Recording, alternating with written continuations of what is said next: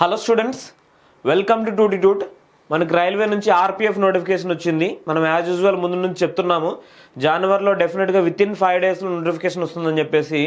So యాక్చువల్గా అయితే 3 నోటిఫికేషన్లు మనకి ఆర్పిఎఫ్, అలానే రిమైనింగ్ 2 నోటిఫికేషన్స్ రావాల్సి ఉంది.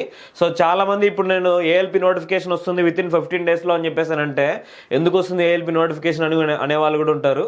సో ముందు మనం గుర్తుపెట్టుకోవాల్సింది ఏంటంటే మన ప్రిపరేషన్ ప్రాపర్గా ఉన్న తర్వాత నోటిఫికేషన్ వెయిట్ చేయడం మంచిది. ఓకే, ఇప్పుడు ఆల్రెడీ నోటిఫికేషన్ వచ్చే టైం అయింది.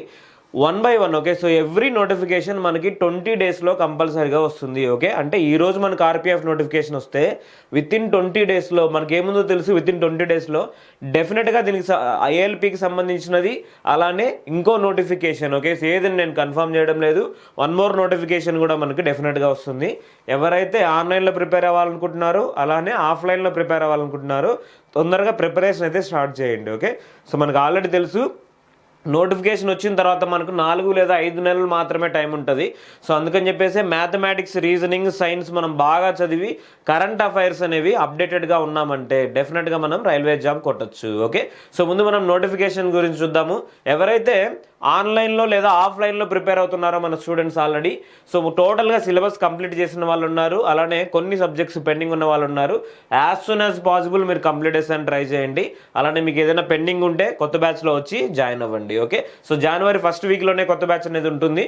అలానే జనవరి 3rd వీక్లో అండ్ 2nd వీక్లో కూడా కొత్త బ్యాచెస్ అనేవి ఫామ్ అవుతున్నాయి. సో మీరు ఎవరైతే ఇంట్రెస్టెడ్గా ఉన్నారో వాళ్ళు డెఫినెట్గా మా నెంబర్స్ కాల్ చేసి మీరు అడ్మిషన్ అనేది తీసుకోవచ్చు అనమాట. ఓకే, సో ఈ నోటిఫికేషన్లో చూద్దాము. సో ఈ రోజు ఇచ్చిన నోటిఫికేషన్ అనమాట. కొంతమంది ఈ నోటిఫికేషన్ కూడా ఫేక్ నోటిఫికేషన్ అనుకుంటున్నారు. సో ఇది మనకు వచ్చిన డేట్ చూడండి. ఓకే, సో 2nd January 2024 ఎక్కడి నుంచి వచ్చింది. Okay, so government of India, ministry of railways. Okay, so railway board అని చెప్పేసి మెన్షన్ చేశారు. ఓకే, సో ఇది మనకి ఇమీడియట్గా ఇచ్చిన నోటిఫికేషన్ అనమాట. ఓకే, సో ఆర్పిఎఫ్ నోటిఫికేషన్ మనకు తెలుసు. ఆర్పిఎఫ్ నోటిఫికేషన్ లాగానే సో మనకి ఏఎల్పి గురించి కూడా ఒక న్యూస్ అనేది ముందే వచ్చింది. ఓకే, అంటే ఆర్పిఎఫ్ సంబంధించిన ఏజ్ రిలాక్సేషన్ గురించి కానీ, ఏజ్ లిమిట్ గురించి కానీ, అలానే ఏమేమి ఈవెంట్స్ ఉండాలి, దాన్ని ఏమన్నా మోడిఫై చేయాలని చెప్పేసి లాస్ట్ 1.5 month ముందు ఒక నోటీస్ అనేది ఇచ్చారు. సిమిలర్గానే మనకి ఏఎల్పికి కూడా నోటిఫికేషన్ అనేది ఇచ్చారు. ఓకే, అంటే దేనికి ఈ రిక్రూట్మెంట్ ప్రాసెస్లో ఏముండాలి, ఏముండకూడదు అని చెప్పేసి రీవెరిఫికేషన్ చేసుకునే దానికి. ఓకే, సో దాని తర్వాత మనకు 1.5 monthలో ఈ నోటిఫికేషన్ అనేది వచ్చింది. సిమిలర్గా మనం ఏఎల్పి కూడా as soon as possible expect చేయొచ్చు అనమాట. ఓకే, సో దీంట్లో ఏమి ఇచ్చారంటే procedure for recruitment of sub inspectors and constables in RPF and RPSF. Okay, so ఇది మనకి మెన్షన్ చేస్తున్నారు ఆల్రెడీ. సో ఇది మన notification. Okay, so RRB notification ఇక్కడ. ఓకే, సో ప్రొసీజర్ ఏ ప్రొసీజర్ ఉంటుంది అని చెప్పేసి మాత్రమే ఇచ్చారు. డేట్స్ అనేవి ఇక్కడ మనకు డైరెక్ట్గా మెన్షన్ చేయలేదు. ఓకే, అంటే కన్ఫర్మేషన్. ఓకే, సో ఆర్పిఎఫ్ ఈ విధంగా మనకు రిక్రూట్మెంట్ అనేది ఉంటుంది అని చెప్పేసి. Okay, so next determination of vacancies. ఇక్కడ చూడండి, వేకెన్సీస్ దేని గురించి ఎన్ని ఉన్నాయి అని చెప్పేసి మనకు మెన్షన్ చేస్తున్నారు. Constable. Okay, so 2000 in rank of constable and vacancies of 250 in the rank of sub inspector in RPF and RPSF. అంటే ఎస్ఐకి సంబంధించినవి 250 ఉన్నాయన్నమాట vacancies.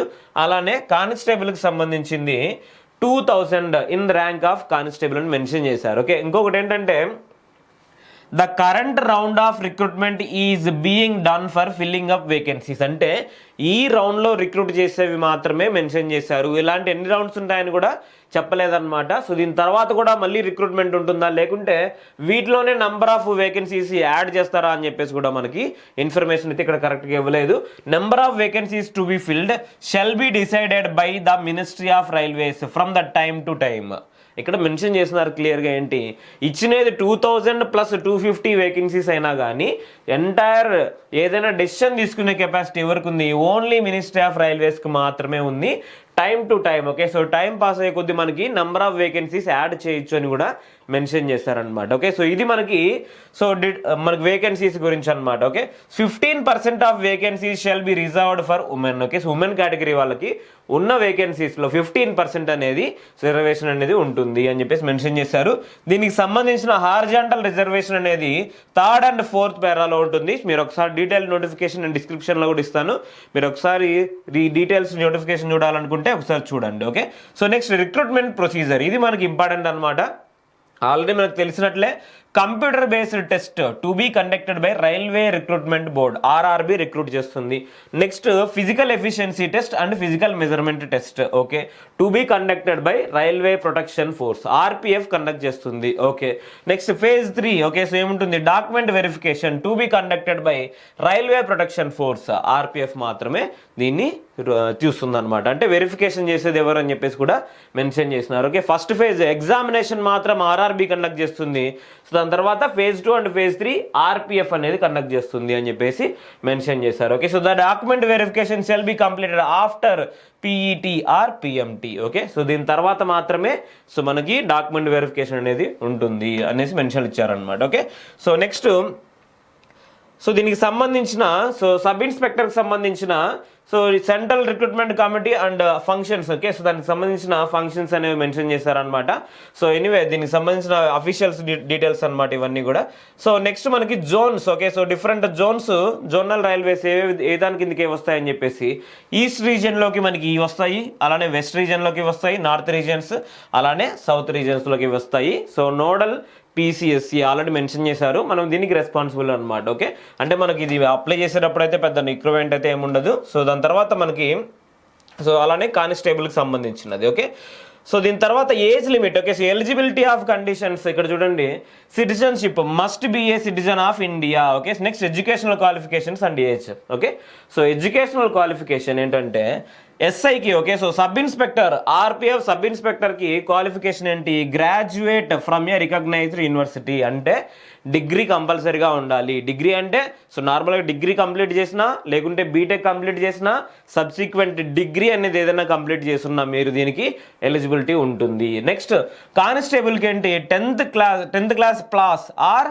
Equivalent from recognised board. Okay so మీరు 10th క్లాస్ ఉన్నా ఇంటర్మీడియట్ ఉన్నా 10th class తర్వాత ITI ఉన్నా ఏదున్నా కానీ మీరు కానిస్టేబుల్కి అయితే అప్లై చేసుకోవచ్చు. ఓకే సో డెఫినెట్గా ఎవరైతే తెలంగాణలో ఆంధ్రప్రదేశ్లో రీసెంట్గా మిస్ అయింటారో డెఫినెట్గా వాళ్ళందరూ కూడా దీనికి ట్రై చేస్తారు. ఓకే సో డెఫినెట్గా ట్రై చేయండి. ఓకే సో ఏజ్ లిమిట్ చూడండి మినిమం 20 years దేనికి ఎస్ఐకి 20 years minimum age. Okay so next కానిస్టేబుల్కి సో 18 years.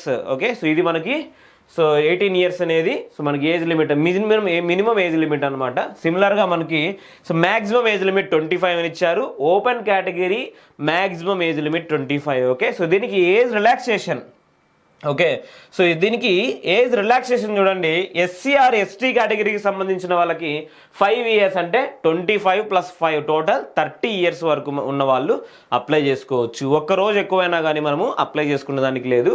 ఆల్రెడీ డేట్ అనేది కూడా మెన్షన్ చేశారనమాట. ఓకే సో ఇక్కడ ఒకసారి బోత్ డేట్స్ ఇంక్లూజివ్. ఓకే ఈ డేట్స్లో పుట్టిన ఓకే ఈ డేట్ తర్వాత పుట్టింటే సో మనకి ఏజ్ అనేది 18 కంటే తక్కువ ఉంటుంది. కానిస్టేబుల్కి అయితే ఒకసారి అది మెన్షన్ చేశారనమాట, మీరు ఒకసారి చూడండి. ఓకే సో 18 years కానిస్టేబుల్కి 20 years ఎస్ఐకి అలానే మ్యాక్సిమం ఏజ్ లిమిట్ 25 అనమాట. 25 అలానే ఏజ్ రిలాక్సేషన్ అనేది ఉంటుంది. ఎస్సీ ఆర్ ఎస్టీ కేటగిరీ అయితే 5 years, ఓబీసీ కేటగిరీ అయితే 3 years, అలానే అన్రిజర్వ్డ్ ఈడబ్ల్యూఎస్ కేటగిరీకి అయితే 5 years. So then candidates who belong to ordinary been domicile. Okay so దీనికి సంబంధించిన వాళ్ళు ఓకే సో ఎవరైతే so territories of Jammu Kashmir and Ladakh during the period of 1st January 1980 to 31st December 1989. Okay so ఈ టైంలో ఈ రీజన్లో ఉన్న వాళ్ళకి సో మనకి రిలాక్సేషన్ అనేది ఇచ్చారనమాట. ఓకే సో అన్రిజర్వ్డ్ కేటగిరీకి అయినా 5 years, ఓబీసీ కేటగిరీకి అయినా సో 8 years, ఎస్సీ ఎస్టీకి అయితే 10 years రిలాక్సేషన్ అనేది ఉంటుంది. ఓకే సో మనం మ్యాక్సిమమ్ సో మనం ఈ రీజియన్కి సంబంధించిన వాళ్ళం కాదు కాబట్టి ఎస్సీ ఎస్టీ అయితే 5 years, ఓబీసీ అయితే 3 years అనేది మనకి ఏజ్ రిలాక్సేషన్ అనమాట. ఓకే సో నెక్స్ట్ అలానే సో డిఫరెంట్ ఓకే సో ఎవరైతే widows divorced women and women judiciary separated from husband but not remarried. Okay so వాళ్ళకు కూడా రిలాక్సేషన్ అనేది కొంచెం ఉంటుంది అనమాట. 2 years రిలాక్సేషన్ అనేది ఉంటుంది. ఓకే సో ఇది మనకి ఏజ్ రిలాక్సేషన్ అనమాట. నెక్స్ట్ మనకి physical measurement. Okay so physical measurement టెస్ట్లో సో అన్రిజర్వ్డ్ ఆర్ ఓబీసీకి ఏముండాలంటే సో హైట్ అలానే చెస్ట్. ఓకే, సో హైట్ అలానే చెస్ట్. ఒకసారి నంబర్స్ చూడండి. సో మేల్కి అయితే 165, ఓకే 165 ఉండాలి. సో నెక్స్ట్ ఫీమేల్కి అయితే 157 ఉండాలి. ఓకే, సో అలానే SC/ST కేటగిరీ అయితే 160 and 152. So other categories, okay, so ఒకసారి మనం చూద్దాం ఇక్కడ. సో 163 అండ్ 155 అనేది అదర్ కేటగిరీ. ఓకే, సో మీరు ఇక్కడ చెస్ట్ కూడా, okay, so unexpanded and expanded ఒకసారి చెక్ చేయండి. Okay, so unexpanded and expanded రెండు కూడా చెక్ చేయండి. ఓకే, సో ఎవరైతే for the male candidates, only for the male candidates in terms of centimetres. Okay, height కూడా in terms of centimetres. Okay, గుర్తుపెట్టుకోండి. So next దీనికి సంబంధించిన remaining conditions కూడా ఇక్కడ ఇచ్చారనమాట. సో ఏంటంటే so 1 by 1. Okay, so mode of filling up of applications, okay, it shall be as per the norms of railway recruitment board. Okay, railway recruitment ఏ విధంగా చెప్తుందో, ఆ బోర్డ్ ఏ విధంగా చెప్తుందో అదే విధంగా మీరు ఫిల్ చేయాలి. ఓకే, సో ఏదైనా మెథడ్ అనేది వాళ్ళు చేస్తుంటారనమాట. మ్యాక్సిమం ఆన్లైన్లోనే మనం అప్లై చేయాల్సి ఉంటుంది. ఎలా అప్లై చేయాలి, ఏ ఆర్డర్లో అప్లై చేయాలనేది కూడా మనకి ముందే మనకు చెప్తారు. సో దాని ప్రకారం మనం చేయాలి. ఓకే, ఎగ్జామినేషన్ ఫీ ఎంత ఉంటుంది ఇంకా ఇక్కడ దీంట్లో మనకి ఇవ్వలేదు. సో దీని రైల్వే రిక్రూట్మెంట్ బోర్డు ఎంత చెప్తుందో అది మాత్రమే అని చెప్పేసి చెప్పారు. Mode of payment of fee, ఏ మోడ్లో పే చేయాలి అది కూడా ఇంకా ఇవ్వలేదు. హౌ టు అప్లై అనేది కూడా ఇవ్వలేదు. మోడిఫికేషన్ ఆఫ్ అప్లికేషన్ ఇవ్వలేదు. ఇన్వాలిడ్ అప్లికేషన్స్ ఆర్ రిజెక్షన్స్, మీరు ఏదైనా అప్లై చేసిన తర్వాత మీ అప్లికేషన్ రిజెక్ట్ అయ్యేదానికి కానీ ఇన్వాలిడ్ అయ్యేదానికి కూడా ఛాన్సెస్ ఉంటాయి. మీరు అప్లై చేసిన తర్వాత డెఫినెట్గా చూడాలి. సో అది మనకి వన్స్ ఆర్ఆర్బి దాని గురించి చెప్పిన తర్వాత మాత్రమే ఉంటుంది. అలానే సో హాల్ టికెట్ కూడా, okay, so candidates ensure their eligibility before applying. Okay, so మీరు అప్లై చేసే ముందే మీకు ఎలిజిబిలిటీ ఉంటుందా లేదా అని చెప్పేసి మెన్షన్ చేశారు అనమాట. Okay, so next phase 1 computer based test already మనకు తెలుసు. So language option, okay, so ఇక్కడ మనం చూడాల్సింది ఇది as per the norms of railway recruitment board. Okay, ఇక్కడ దీంట్లో అయితే మెన్షన్ చేయలేదు. సో ఆల్రెడీ CBT ఉంటుందని చెప్పి మనకు తెలుసు. సో ఇక్కడ తెలుగు లాంగ్వేజ్లో ఉంటుందని కూడా మనకు తెలుసు. కానీ ఇక్కడ ప్రస్తుతానికైతే మెన్షన్ చేసింది as per the norms of railway recruitment board. Okay, so railway recruitment board ఏది సెలెక్ట్ చేస్తే అది మాత్రమే ఉంటుంది. Okay, so the standard of examination for sub inspector will be graduation. అంటే SI ఎగ్జామ్ రాస్తున్నామంటే మనకు గ్రాడ్యుయేషన్ లెవెల్లో ప్రిపేర్ అవ్వాలి. అలానే కానిస్టేబుల్ ఎగ్జామ్ రాస్తున్నామంటే సో 10th క్లాస్ స్టాండర్డ్లో ప్రిపేర్ అవ్వాలి. అంటే క్వశ్చన్ పేపర్స్ డిఫరెంట్గా ఉంటాయి. ఆ రెండు క్వశ్చన్ పేపర్స్లో కూడా సో మనకి కానిస్టేబుల్ క్వశ్చన్ పేపర్ కొంచెం సింపుల్గా ఉంటుంది, డిగ్రీ లెవెల్ క్వశ్చన్ పేపర్ కాబట్టి. గ్రాడ్యుయేషన్ అంటే SI లెవెల్ క్వశ్చన్ పేపర్ అయితే కొంచెం మనకి టఫ్గా ఉంటుంది. కానీ ప్రిపేర్ అయ్యేటప్పుడు ప్రతి ఒక్కరు కూడా, ఓకే, సో ప్రిపేర్ అయ్యేటప్పుడు అందరూ కూడా గ్రాడ్యుయేషన్ లెవెల్లోనే మనం ప్రిపేర్ అవ్వాలి. సిలబస్ సేమ్ ఉంటుంది, సిలబస్ ఏం చేంజ్ అవ్వదు. సో అంతా మ్యాథ్స్ కానీ, రీజనింగ్ కానీ, సైన్స్ కానీ, ఓకే, అలానే కరెంట్ అఫైర్స్ కానీ అన్నీ కూడా సేమ్. సో మనం అనుకున్న దానికంటే కొంచెం ఎక్కువనే ప్రిపేర్ అవ్వాలి. Okay, so minimum 35% of marks మనం క్వాలిఫై తెచ్చుకుంటే మనకి క్వాలిఫికేషన్ ఉంటుందన్నమాట. అంటే సో ముందు మనం 35% తెచ్చుకుంటేనే మనం క్వాలిఫై అయినట్లు. CBT 2కి వెళ్ళేదానికి ఛాన్సెస్ ఉంటాయి. ఓకే, కాంపిటీషన్ని బేస్ చేసుకొని. Okay, so 30% marks for SC and SC candidates, okay, to qualify in the CBT. Okay, computer based test first test మాత్రమే మనకు అన్నిటికంటే ఇంపార్టెంట్. సెకండ్ టెస్ట్లో మీరు ఎట్లా తిరిగి సో ఇచ్చిన ఈవెంట్స్ అయితే మనం కంప్లీట్ చేయాల్సి ఉంటుంది. So plus physical measurement test complete చేసినాం. ఓకే, సో ఫిజికల్ ఈవెంట్స్ ఇంకా మనము కంప్లీట్ చేయలేదన్నమాట. Okay, so the details of time allowed and number of questions for CBT shall be decided by the RRB for the purpose of guidance. However the following norms can be preferred. Okay, అంటే మనకి so ఏ లెవెల్లో examination ఉంటుందని చెప్పేసి already mention చేశారు. ఏ విధంగా ఉంటుందనేసి 90 minutes అంటే 1.5 hour examination. 120 questions ఉంటాయి మనకి. జనరల్ అవేర్నెస్ నుంచి 50 క్వశ్చన్స్ ఉంటాయి. అర్థమెటిక్ నుంచి 35 క్వశ్చన్స్ ఉంటాయి. జనరల్ ఇంటెలిజెన్స్ అండ్ రీజనింగ్ నుంచి 35 క్వశ్చన్స్ ఉంటాయి. ఓకే, సో ఇక్కడ జనరల్ అవేర్నెస్లో మనకి అన్ని సబ్జెక్ట్స్ ఉంటాయి. ఓకే, సో మనకి ఫిజిక్స్, కెమిస్ట్రీ, బయాలజీ, అలానే సో మనకి పాలిటీ, ఓకే, అలానే కరెంట్ అఫైర్స్, సో కొన్ని awards based, okay, sports based అన్నీ కూడా ఈ దీంట్లో మనకు ఉంటాయన్నమాట. ఓకే, సో ఇక్కడ జనరల్ అవేర్నెస్ అని మెన్షన్ చేసిన ఇక్కడ కరెంట్ అఫైర్స్తో పాటు మనము అన్ని కూడా చదవాల్సి ఉంటుంది.